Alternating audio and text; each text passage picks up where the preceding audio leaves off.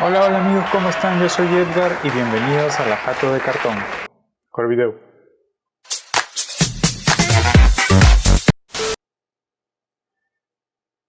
Si aún no te has suicidado por el estrés de tus clases virtuales y por tanto PDF que te manda a leer tu profesor, tranquilo amiguito, aquí te traigo algo para que valga la pena estar sentado 20 horas. Seguramente todos nos hemos enterado de la polémica que sucedió con el respetable señor Philip Butters, más conocido en el mundo de los memes como el señor Felipe Mantequilla. Y si no, aquí te dejo el video. Esta señora y cuánto le factura al Estado y de dónde viene, ¿ah? Pero fíjese la barbaridad que dice que hay varios tipos de castellano, varios tipos de español. O sea, desafiando a la Real Academia de la Lengua Española. Esto suscita, provoca que nos preguntemos si hay alguna manera correcta de hablar español. Pues nada más lejos de la correctividad. ¿Correctividad? ¿Sí? ¿Esa palabra existe? Bueno, nada más lejos de la correccionabilidad. ¿Qué? ¿Tampoco? Mejor, nada más lejos de la realidad. Sobre estos comentarios se han manifestado personas del mundo académico a argumentar lo contrario, como estas.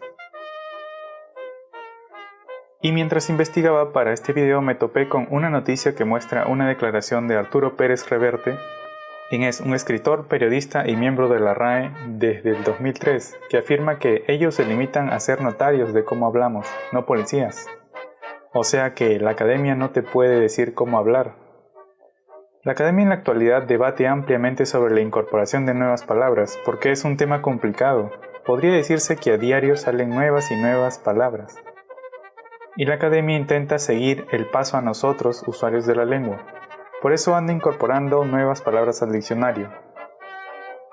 Ya que no sabías que estas palabras no estaban en el diccionario. Sobre la pregunta si hay variedades del castellano, efectivamente puedes comprobarlo si hablas con un argentino, con un chileno, con alguien que habla castellano de la sierra o de la selva. Por cierto, sobre este último hay un TikToker que te enseña a decir palabras de la selva. Te voy a dar un wicapazo, ¿ah?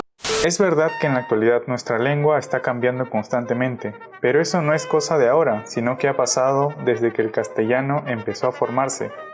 Y para revisar este resumidísimo recorrido, simplemente hace falta entender que cuando dos lenguas chocan, lo más afectado es el léxico o vocabulario, y que para hablar de una historia del castellano podríamos dividirla en un antes y después del latín.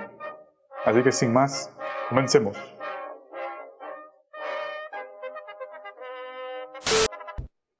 Orígenes del castellano. Primera mezcla. Vámonos a España. Bueno, hace tiempo no se conocía como España. Imagínense que tiempo atrás habían dos lengüitas. No, esas lenguas no. Dos lengüitas que aparecieron misteriosamente en la península ibérica, el vasco o euskera y el ibérico. Las llamaron lenguas pre-indoeuropeas y eran una de las primeras lenguas que empezaron a hablarse en Europa. Su origen es desconocido por el momento, y hay algunos videitos por ahí que hablan de su misterio, muy interesantes por cierto.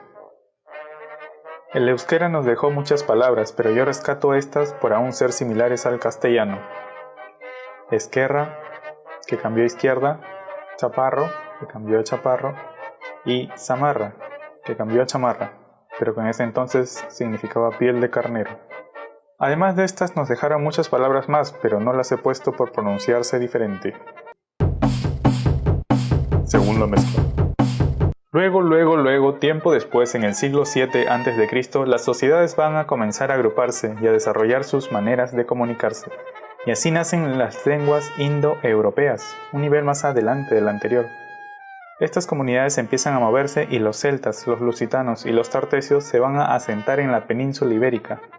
Y sus lenguas van a interactuar con las que ya habían allí.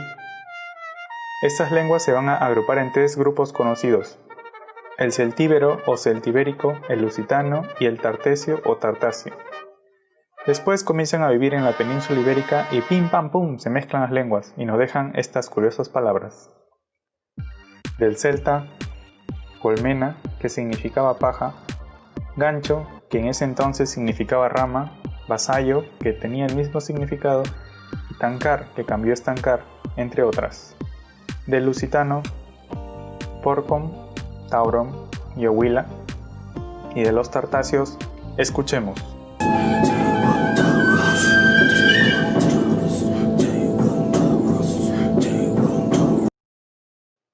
Chévere, ¿no? Tercera mezcla.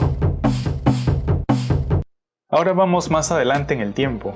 En el siglo III a.C., los romanos llegaron a la península y fundaron su primera colonia, y más o menos en el año 218 a.C. la conquistaron y expulsaron a los cartaginenses, quienes estaban viviendo la vida loca. Seguro has oído hablar de ellos, eran una colonia fenicia y se llevaban muy mal con Roma. Pero Roma logró vencerlos y así empieza la latinización de lo que en ese entonces empezó a llamarse Hispania. Y aquí se marca un punto importante para el avance del desarrollo del castellano. El latín se mezcla con todas las lenguas de antes y las personas que vivían allí tuvieron que aprenderlo porque los romanos lo utilizaron como lengua oficial. El latín cobró fuerza en casi toda Europa, pero luego sucederá algo increíble porque el latín se empieza a desarrollar en el campo de la literatura, el campo académico y el eclesiástico, y le llamarán latín clásico. Y el latín que hablaban las personas del pueblo, las personas comunes y corrientes, como tú y como yo, le empieza a llamar latín vulgar, que significaba del pueblo. Algo más o menos así. Pero, ¿estas personas no tienen corona? ¿Estas personas no son ciudadanos de primera clase? Cuarta mezcla. La cosa es que el latín vulgar se va a desarrollar más entre la gente del vulgo y va a recibir más influencia de uno de los pueblos que invadió Hispania de nuevo, los visigodos. Pero ellos no invadieron porque sí, sino para sacar a otros invasores que estaban echando desmadre. Los visigodos llaman a Roma y le piden permiso, y Roma les dice ¡yes! Entonces ellos entran y sacaron a patadas a los suevos del norte de Alemania, a los vándalos del norte de Polonia y a los alanos del oriente de Ucrania. Y en el año 586 Hispania empieza a lucir así. La invasión visigoda aísla gran parte del territorio. ¿Y qué pasó? Influyen. Nos dejaron palabras como guerra, que cambió a guerra, rix, que cambió a rico, y blanc, que cambió a blanco, entre otras. Y además un estudio señala que también influyó con los patronímicos, que son apellidos que derivan del nombre del padre, como Rodríguez, que significaba hijo de Rodrigo, o Fernández, que significaba hijo de Fernando. Así que si te apellidas Rodríguez o Fernández, puedes ir corriendito a decirle a tu mamá que fue gracias a los visigodos. Y hasta aquí tú me dirás, pero si no había castellano hasta ese momento, ¿dónde estás sumando palabras? Y yo te digo, aguanta tu coche, el castellano se empieza a formar a continuación. Quinta mezcla.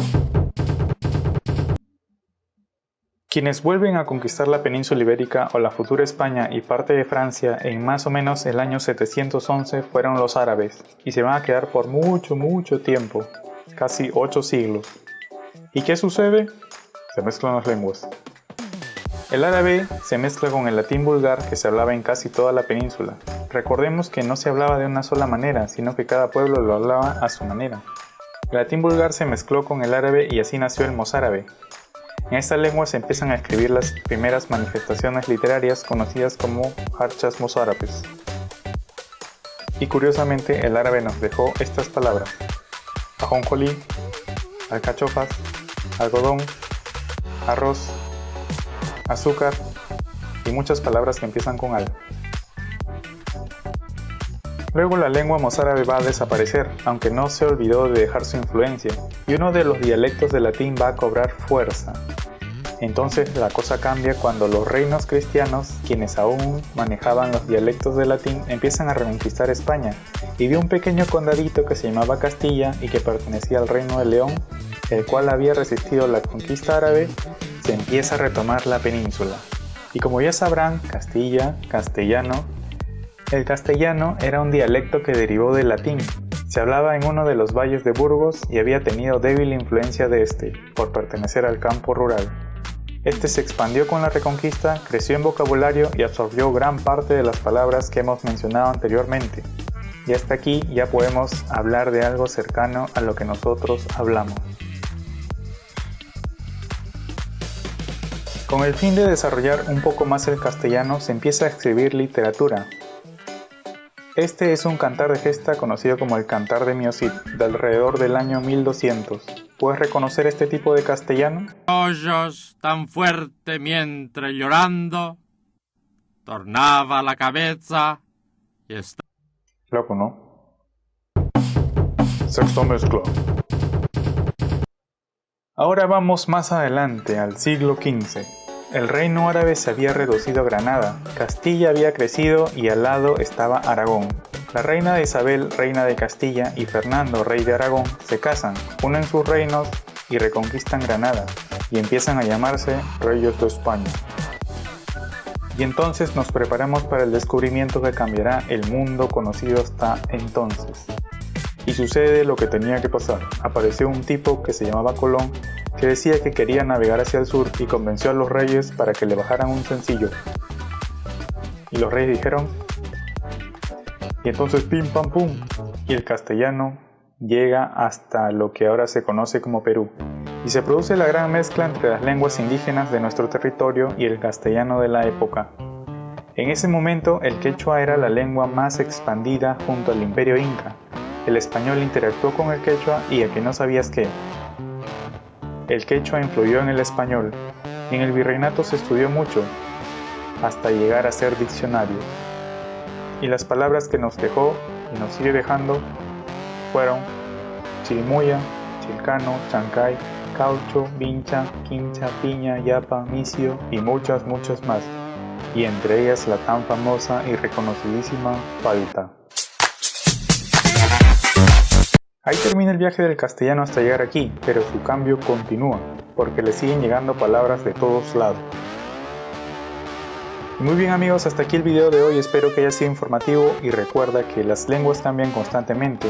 Por eso, antes de burlarte de alguien que no hable como tú, considera si habla una lengua diferente o de repente proviene de otro lugar donde su manera de hablar es normal y tú podrías estar juzgando equivocadamente. Nuestra lengua no es igual en todo nuestro país ni en nuestro continente. Y todos hablamos de manera diferente. En fin, se incorporará a la RAE. Tu profesor te seguirá dejando PDFs como si no hubiera un mañana. Ojalá que no.